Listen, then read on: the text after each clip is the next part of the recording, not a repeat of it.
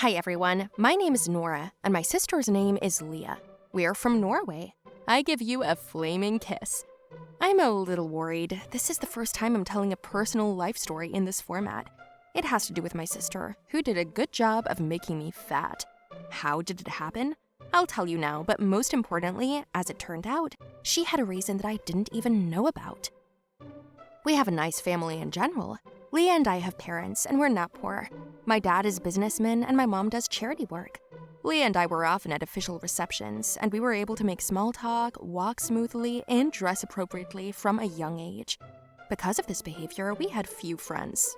Few real ones with whom to talk openly, to ask advice from. If my sister and I were invited to visit somewhere, or we invited someone to our parties, we kept our distance, carefully controlling our words. Maybe that was also the reason why we didn't have boyfriends either. Leah and I were born yearlings, so all we had in our lives was ourselves. So almost at the same time, we began to wonder about boys.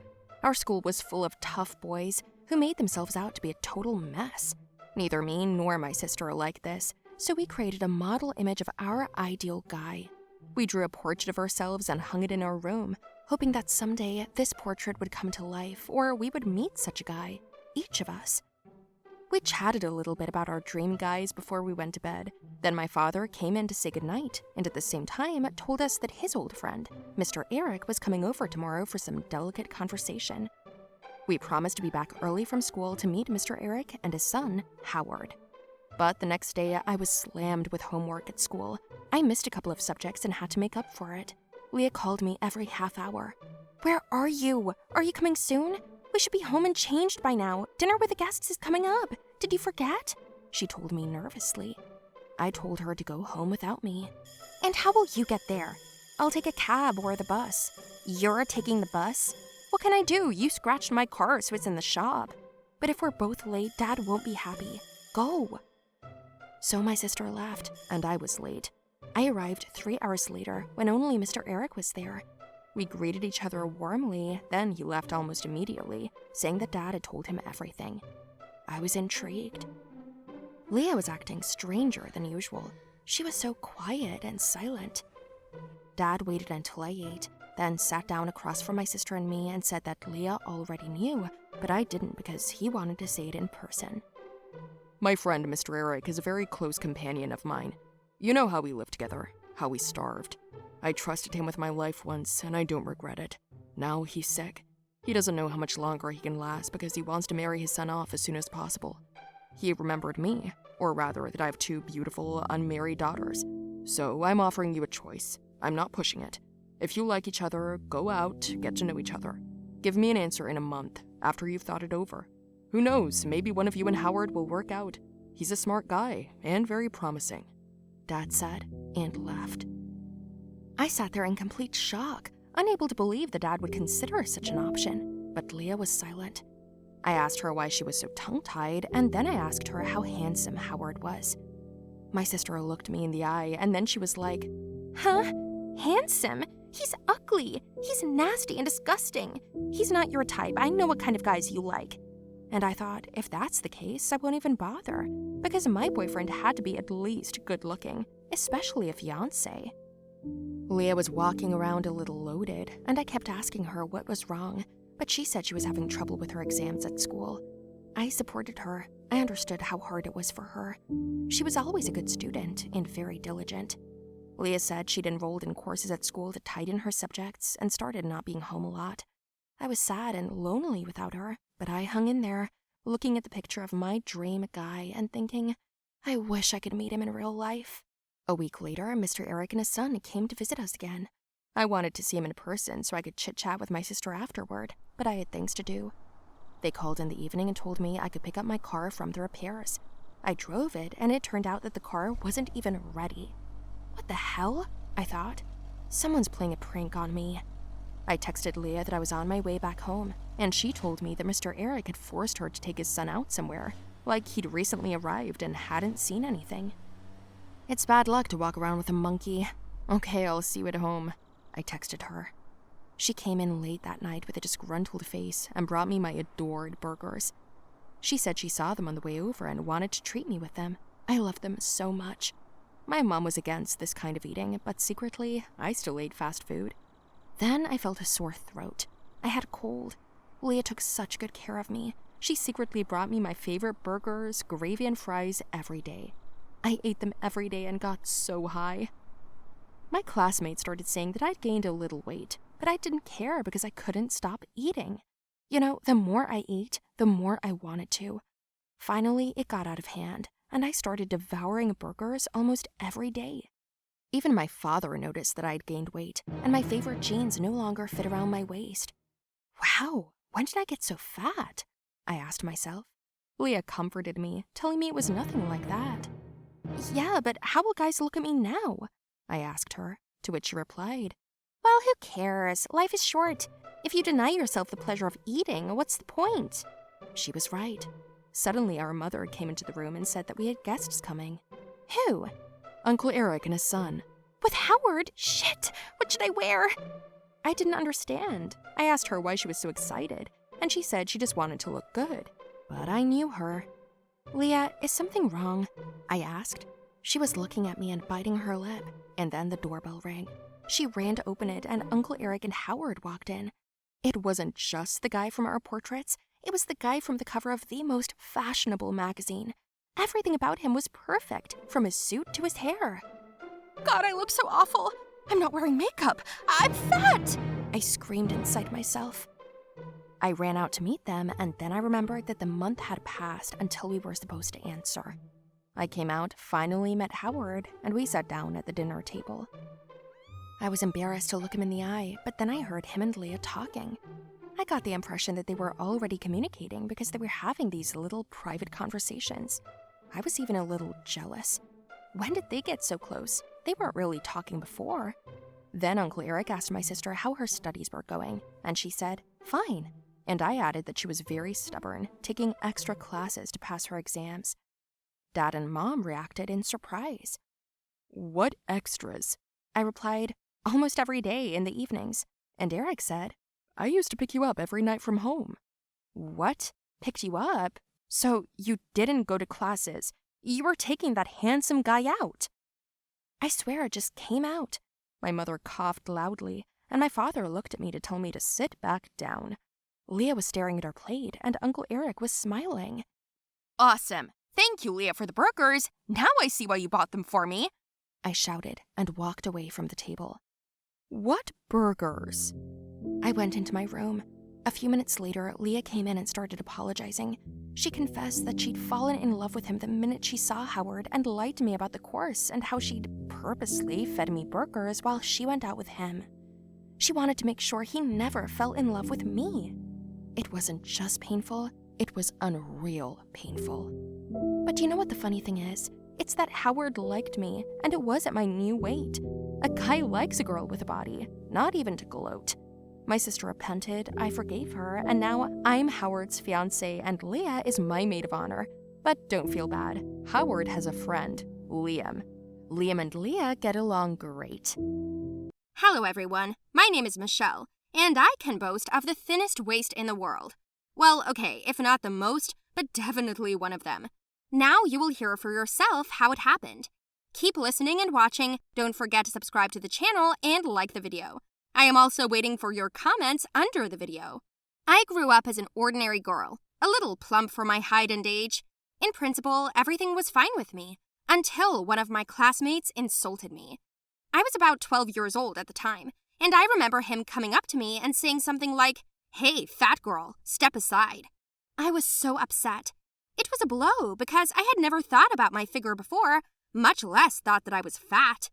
It was even more insulting to hear him say it, because I liked him. By the way, yes, this is how my poor, fragile heart broke. From that very moment, I set myself to improve, to work on myself. In an interesting magazine, I saw a photo shoot of models. They advertised underwear, and I liked one beautiful corset. It looked delicious. Black fabric with a little ruffle, ribbon bows, everything looked so expensive and elegant. I wanted to wear something like this. I saved up my money and bought something like this. Mine, of course, was 10 times cheaper, but it was also black. I ran home and tried to put it on. To be honest, it wasn't the first time I did it, and when I did, I couldn't breathe. It seemed to me that all my internal organs were lifted up and someone was squeezing my stomach hard from behind. I've never experienced such discomfort before. I also couldn't hunch over like I usually did. The corset held my posture. This was also a huge plus for it. But I wanted to take it off. I was dying of pain in my back and stomach. I couldn't even eat properly because of the inconvenience, but I wasn't going to give up. I wore the corset everywhere, not taking it off even at night, and kept to a diet, refused sweets or gluten. With each passing week, the discomfort became less and less. I took off the corset only to wash it, that is for 20 minutes a day, and then put it back on again. My back straightened, the pain decreased, and everywhere, I felt light and healthy. So it took a couple of months, and then I was surprised to notice that I had lost weight.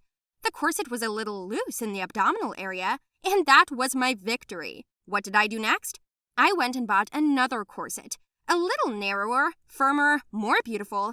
I did not spare the money when I saw that they work. My goal was now not just to lose weight, but to have the thinnest waist in the class. By the way, there was another girl in my class whose name was Lauret. She was the thinnest in the class, and her belly was about 55 centimeters at the waist, and I planned to beat her figure, to reduce to 50 centimeters. I knew it would be difficult, and I would probably have to pull the corset down again, but I wanted so badly to rub that goat's nose so that he would once and for all remember me as the slimmest girl in the class. Well, it was said and done. Every month, I tightened the corset by 3 to 4 centimeters, and after about a year, my waist became straight aspen. I remember standing in front of the mirror, taking a measuring tape and wrapping it around my waist, and there was the cherished 50 centimeters. I did it! I became the thinnest girl in my class. During this time, I had changed corsets about 8 times. I continued to diet, to stretch more, and after the holidays, I came to school in a new dress with my favorite corset underneath. Everyone looked at me in surprise, and I was so pleased with myself. I walked up with my slender figure to the classmate who insulted me by calling me fat once, and smiled at him. He stood there in a daze for a while, and then he said that I was no longer fat, I was now sick in the head. Can you imagine? I could have bitten him for saying that. He enraged me. All the pain, torment, and dieting spilled out at that moment in a great aggression. I attacked him like a wild cat, scratched his face, kicked him in the knees and ribs, pulled out the hair on his head like petals from a daisy. And I shouted loudly. I don't remember what, maybe even cursed. The teacher stopped me. She grabbed me and led me to the principal's office. There I told him everything as it was. All the revelations came out of me, along with tears. The principal listened to me for a long time, and then called the boy to her office. His name was Austin. He came in, sidestepping me a little, sat down cautiously in the chair next to me, and asked what they wanted from him. The director said that he was not behaving like a real man, then explained that he had no right to insult me and call me names, especially after I had done so much work on myself. Her actions deserve respect, and what else can you show us besides insults? The principal asked. But Austin stared sadly at the floor, said nothing at first, and then turned to me. I'm sorry, I didn't mean to. I didn't want to forgive him, but I knew I had to put an end to it. I told him to get lost, and then I got up and went to class. About 6 days passed since that day. Austin came up to me again, and he asked me where I lived, and I was surprised, but he said he wanted to apologize properly. In general, in the evening, I was waiting for a basket with flowers and fruit, and inside it was a nice note like, "Sorry again." It was a beautiful gesture, but it wasn't enough. The next day at school, he came up to me and asked me to go to the movies, and I thought, why not? After all, he might be making amends like this. I went to a movie with him, then to a cafe, and we walked home. To be honest, I was still mad at Austin, but at the same time, something else was beginning to stir inside, but it wasn't anger. Not at all. At school, Austin would offer to carry my bag, sit next to me at lunch. Sometimes we would even walk home together after class, and he would still come in the evenings. And when we were friends, on one of the walks, I told him that we should stop. Stop what? What is it? He asked me. I'm not mad at you anymore. You don't have to arrange walks, movies, coffees. I'm not mad anymore. You're a good guy, I said. Austin stiffened visibly. He stopped, stood in front of me, and said he didn't do it for that at all. Then for what? I asked, and he kissed me. At first, I was very surprised. I wanted to push him away, hit him. But then I realized that I also somehow wanted this. After a couple of minutes, he apologized for calling me names again. I always liked you, in any way with any parameters, and I do not know why I hurt you then, but I did not want to hurt you. And then when I saw you different, transformed, I was even more confused, he said. He kept saying something, but I still couldn't believe what he was saying at all. Wait, what? So you liked me and that's why you said something nasty? I asked. He looked down at the floor again and nodded. At first, I was very angry again, and then I thought about it and realized that it was really only because of that situation that I saw myself on the other side, stronger in spirit, body, and mind. I proved to myself that I can work on myself in spite of ridicule, talk, or rumors. I did not care at all what they say. I aimed for my goal and got it, and it proved to me what I can do. So what happened next to us? Austin and I started dating. He signed up for a gym to work up his abs. Don't think I put him up to it. He himself decided that for a girl with a perfect figure, then he should be a guy like that. I, by the way, also signed up for sports. I'm on the right diet and have already taken off my corset. I don't need it now. It turns out that I can adjust my figure without it.